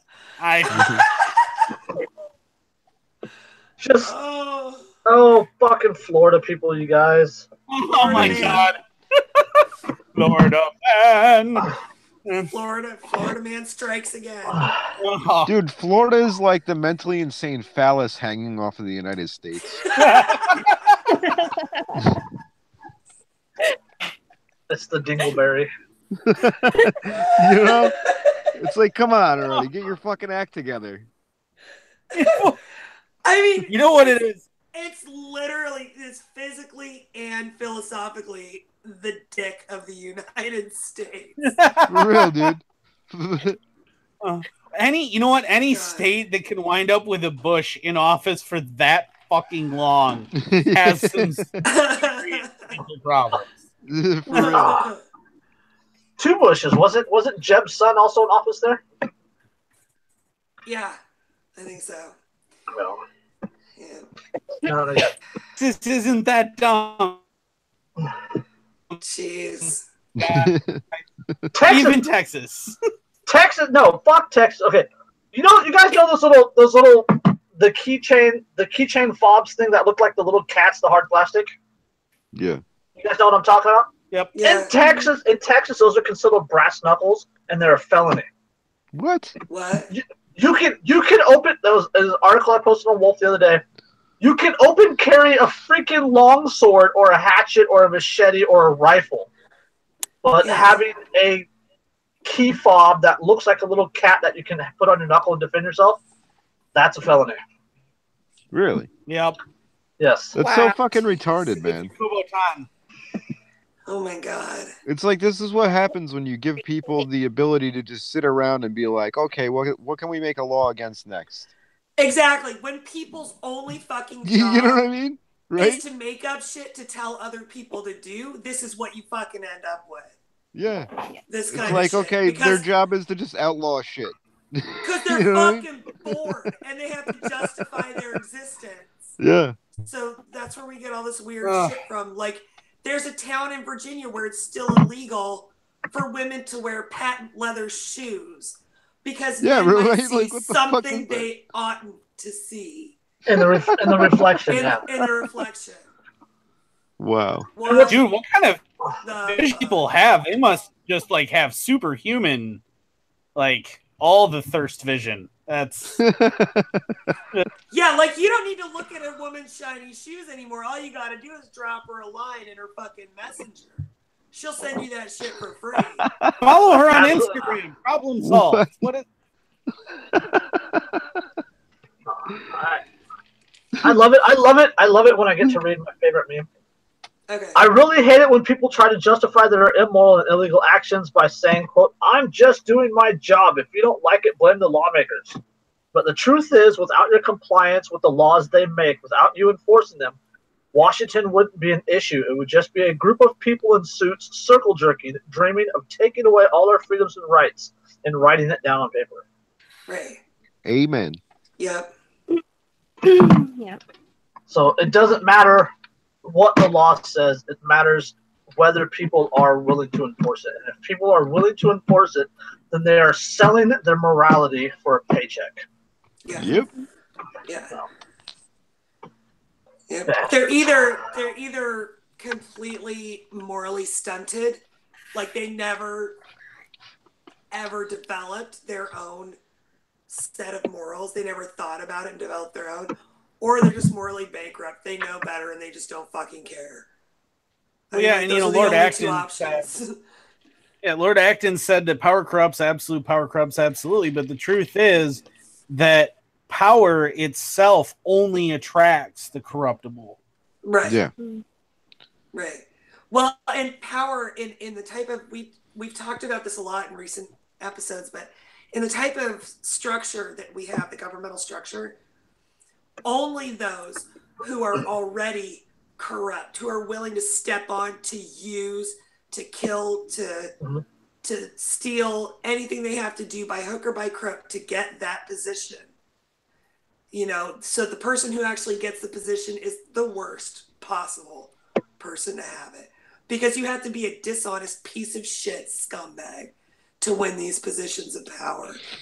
Or so remarkably bland and uninteresting and self-involved that you border actual psychosis.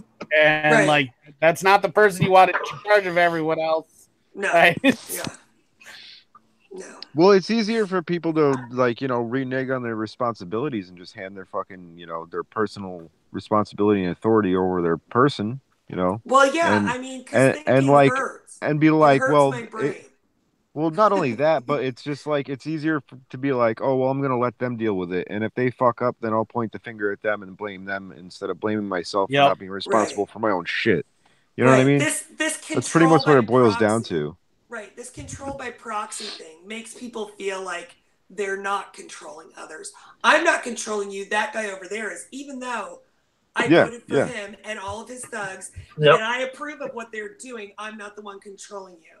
Yeah, and let's not forget in September 2000, the Supreme Court okayed barring high IQ individuals from becoming cops. Yep. Yeah. Was it anything above 100 IQ? Yeah, the U.S. Second Court of Appeal in New York upheld a lower court's decision that the city did not discriminate against Robert Jordan because the same standards were applied to everyone who took the test. So because the guy had a high IQ, the police department did not hire him, and the court said that was okay. Well, yeah, because you don't want people with a high IQ questioning what the fuck's going on. Because they don't follow orders. They question their orders. They question the ethics of what they're doing. Yeah, you don't want people to think too much. You just want people that are just smart enough to follow the orders. Right. So anybody with an IQ over 100, you said, Dan? Yeah, as far as I know. Damn. Well, I'm disqualified, just barely. Yeah, right? Yeah. Give yourself a little more credit there, kid. But right. Yeah, have you seen what I did to myself? I'm not giving shit happens, dude. I mean, I'm pretty just smart, dude. I'm a fucking klutz too. Yeah. It was that weak Monsanto celery that snapped and dumped my hand. It must have been, dude. Blame it on the Monsanto. But let me read this quote real quick by Dr. Thomas Zayas. And he says, why is self-control, autonomy, such a threat to authority? Because the person who controls himself, who is his own master, has no need for authority to be his master. Yeah. This then renders authority unemployed. What is he to do what is he to do if he cannot control others? To be sure, he could mind his own business, but this is a fastidious answer. For those who are satisfied to mind their own business do not aspire to become authorities. Right. Exactly. Yeah. nobody that would actually handle authority well actually wants authority. Exactly. Right. Well, and that's the thing. Like Mike Rowe brought up in that post that went viral of his about how safety first has actually robbed safety and personal responsibility from the workplace by going, oh, well, OSHA didn't tell me I shouldn't stick my hand in the meat slicer in this particular direction specifically. So it's not my fault that my hand's gone. Yeah. Somebody peeled the warning off the circular saw and somehow my dick ended up mutilated. There's a reason curling irons have an external use only warning sticker on them. Oh my! Yo, but so check it out. Couldn't we do like? I had a chainsaw that said, "Do not attempt to stop chain with genitals." we could just start doing sex change operations and shit with fucking meat slicers, you know? Well, yeah. With that fucking mandolin slicer that got me. Yeah, dude. Clearly it works on we could save a lot of money. That's like Pecan Capistan right there. For anybody who didn't see the post on my Facebook, my fucking bone is exposed. Right here, there's a big circle of exposed bone. Did you poke it? I would have poked it. I totally fucking degloved my knuckle right here with the mandolin slicer. It was gross. I probably lost like 3 or 4 ounces of blood. It was fucking cool, actually. And then they cauterized it, right? Yeah, they had to cauterize it and took it right off. It was just a big fucking hole in my skin. There's no way to pull it back together. Dude. She showed me pictures. You could see the bone. You could see the bone. It was just. And who knows who wound up eating it, thinking it was a shell? You maniac! Yes, I don't know. I don't. Okay, look, I'm not. I'm like 75% sure that my. Well, this is the first talk of cannibalism on the show. Okay, I'm like 75%. It went down the drain, but it might have made it into the soup. Which was pasta fagioli, in which I used small shells. Small shells, and the small shells had little ribbons on them, and it looked. Oh my goodness! So I don't think it was cooked on. It's awful chewy. And I still. I'm gonna fucking puke.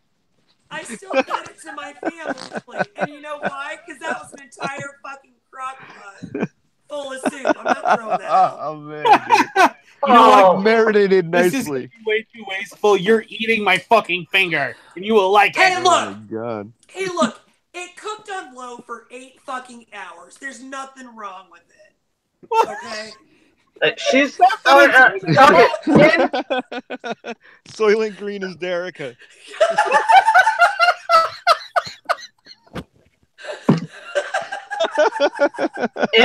in her defense, there's like 4 boys in the house, and I'm sure they've eaten things a lot worse than someone else's fingers get.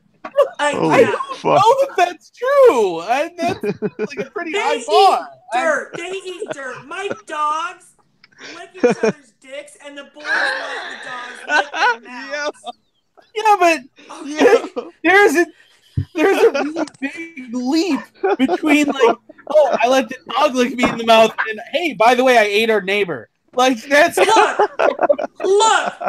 I was doing food prep, so I lines of distinction, guys. There's nothing gross in there. Oh, I washed my hands. Wait, you ready? I can really gross you guys out. I was a line cook for 8 years. And not only did I work on the line, I worked in prep too. You really want to know how many body parts probably end up in your food? See? That's what I'm saying. That's what I'm saying. No, I don't want to know. I don't even know. We really had to go there. Bliss. Hey, look. Do you guys know how much work goes? I'm not throwing that shit out. I'm gonna fucking put what in there. Could you please just like remove your finger though? Yeah. Come on. Like before you give me my fajita.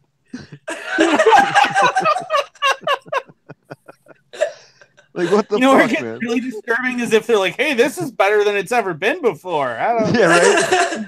No, Kevin seriously was like, "This is so good, babe." I was like, yeah. Oh, man. Can you guys read that? Yes. Yeah. I did. That's read the quote. The quote right there. It says, Oh no! Oh, no! yeah. Dude, Yeah. My breath had to You spit doing the that pen. shit. You know, I've had to say that before in parties, but not for that reason at all. Were those parties sponsored by Snowplow people? Oh. All right, I got one more story, you guys, and then we close it out. But I have to read this story because, well, it's a better story about a scar than Jericho's. Yeah, this is a good one. This is out of Hart County. It's in the Athens Banner Herald. So I'm assuming it's in Georgia. Yeah, Hart County grandmother kills rabid bobcat with bare hands. Whoa, nice. Ooh, Granny's a badass. Right? Right? That's like if Chuck Norris was a grandma. If your grandma was Chuck Norris. Well, I always wanted to It's fist this fight a lady. shark. Yeah. What? I said I always wanted to fist fight a shark. You can't. Those sharks don't have fists. Darwin gives you a big old thumb up for that one. I'd have the fucking the upper advantage in a fucking fist fight against the shark. Come on, they don't even have fists. Not really, because teeth. I know. I'm just fucking around. I mean, if you punched one in the fucking nose though, because that's like they're like super sensitive there. Well, like actually, they'll swim away. You're supposed to make your hand into a blade and stick it into their gills. Yeah. Yeah. Yeah. So wait, sticking to the you're supposed to reach around the giant gaping mauve razor blades. Well, I mean, if you're this. already in its mouth and it's like thrashing you through the water back and forth, I guess you're close to one of the gills. Anyways. Yeah, because as that's happening, I totally have the wherewithal to go, oh, gee, I think I remember somebody once told me that I should aim very deeply. I know. At that point, I'd just be like, eat me already. Such good advice. I swear to God, I'm getting flashes right now of the Mark Wahlberg, Will Ferrell movie, The New Guys. The discussion where they have versus a tuna versus a lion. I don't remember that. Oh my goodness. I'm going to have to find that clip and I'll send it to you guys later. All right. Okay, so no, I think that advice came from what dolphins do to chase sharks off. They go for the kills. Oh, nice. There's a problem though. You're not a fucking dolphin. I know. I'm close, but not quite. Granny killed a bobcat with her bare hands. A rabid bobcat recently attacked a Hart County grandmother in her yard, spurring a ferocious battle that ended with the cat's strangulation death. Quote, I thought not today. There was no way I was going to die, Dee Dee Phillips said Thursday as she recalled the attack that occurred June 7th at her home on Liberty Church Road. Phillips has begun a round of rabies shots at Northeast Georgia Medical Center. She also has a broken finger, numerous bite and claw marks to her hand, arm, chest, and legs. Hey, does everybody know how badly rabies shots suck? Yes. Or you do. Because they have to do it. I don't want to go into it, but I do. Yeah. Okay. Yeah, cool. I'm very lucky, the 46-year-old woman said. The unprovoked attack occurred at 6 p.m. She had been working on her truck that afternoon and posted a bumper sticker that read, "Women who behave rarely make history." She planned to photograph the sticker and send it to her husband. She walked out of the house with her cell phone. Quote, my neighbor's dog was barking and it drew my attention, she said. I saw the cat and I took a picture. The cat took 2 steps and was on top of me. It came for my face. Jesus Christ. Phillips grew up in the country where her father-in-law was once a trapper of bobcats. As a result, she knew something about the animal's behavior. Quote, they go for your jugular because they can get your vein, you're dead in a couple of minutes. The bobcat did go for her upper body. Quote, it caught me slightly on my face, but I got him before he could do much damage there, she said. I took it straight to the ground and started inching my hands up to its throat. I knew that was the only way I was getting out of this. With both hands around the bobcat's neck, she began squeezing until she began squeezing, but never shouted for help because her 5-year-old granddaughter was in the house. Quote, I was scared if I screamed for any help that my granddaughter would come out, and I didn't want that to happen. Great. Once I got him where he wasn't moving, I started screaming for my daughter-in-law to call 911. Philip's son, who also called 911, showed up with a gun, but Phillips would not release her grip on the crazed animal, and she feared it might not truly be dead. She didn't want her son to fire a gun because she was too close, so he pulled a knife. My son stabbed it 4 or 5 times, but it never moved, so I knew it was completely dead. Damn. Yeah. Oh my god. Damn. I want her to be my grandma. Right? Oh. Grandma was like, not today, son, not today. Yeah. What do we see to the god of death? Not today. Yeah. Not today, Like, Satan. Not That's what I'd always go for. Is like the windpipe though. It's like try and crush their fucking windpipe. That's one of those grandma. Like you ever go over to grandma's house and she asks if you've eaten yet, and you say no, and she gives you a plate of food and you eat half of it, and you go to get up and she looks at you, you sit your ass right back down and you finish eating. Like the story of Little Red Riding Hood would have gone differently if this lady was her grandma. Yeah, right. The wolf never would have eaten her. The wolf would have been her bitch. A wildcat, not just a wildcat, but a rabid wildcat to death. Was it actually fucking rabid? record books? Like yes, I yes. know that you. Okay. No, they learned. They learned the next day that it was rabid, and it's not exactly. And the picture's not the best, but it's not exactly a small animal. No. I mean, it's tread height on the vehicle. Yeah. Bobcats are enormous. They're not like the size of a cougar. You know, they're more like the size of a lynx. So they're not enormous. Well, but a house cat can fuck you up. I mean, these things are like That's 5 actually times the size of a house cat. My first round of rabies shots, a house cat. Yeah. Really? Oh, shit. Kittens. Yeah. Yeah. Wild kittens. Yeah. Oh, It's always cats. It's always cats. Cats are fucking assholes, except Heisenberg. Heisenberg's cool. I have Dan is gone measles. now. Yeah, Crystal's cat is Meesus, and I think it's as cute as Okay. All right. Actually, it's right here. I'd bring my pets, but they would destroy everything in this room. He's like, no, leave me alone, woman. Oh. So this is Ludwig von Mises. Nice. Look at that color on his head. Right? That's awesome. That's awesome. It's like 1920s hair. That's really cool.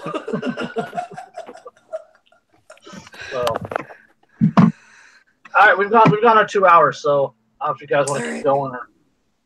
Yeah, I can always find more articles for the first hour. It's all good. Sorry, I missed. We had Father's Day festivities, so. Yeah, I gotta bow out myself. I'm ready to go drink and smoke, and we just took 5 boys to the movies, and Mama needs something. I bet that was relaxing. What's that? Tranquil. I bet that was relaxing, tranquil. Oh yeah. Well, what actually happened is I dropped Kevin and the 3 teenagers off at one movie theater because they wanted to see Infinity War, but that movie theater wasn't playing Incredibles 2, which I was going to take the 2 little boys to. So we get over to the other one and it's fucking sold out.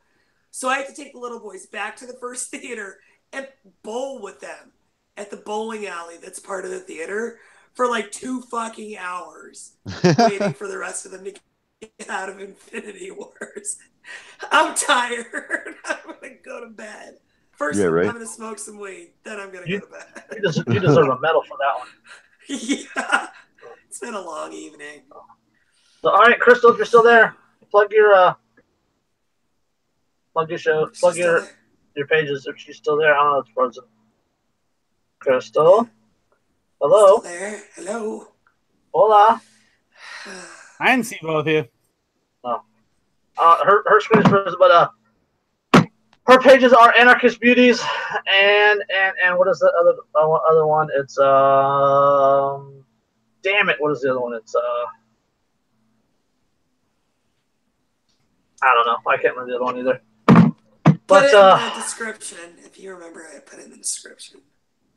Yeah, I'll plug it on our page on the Facebook page. Yeah. So.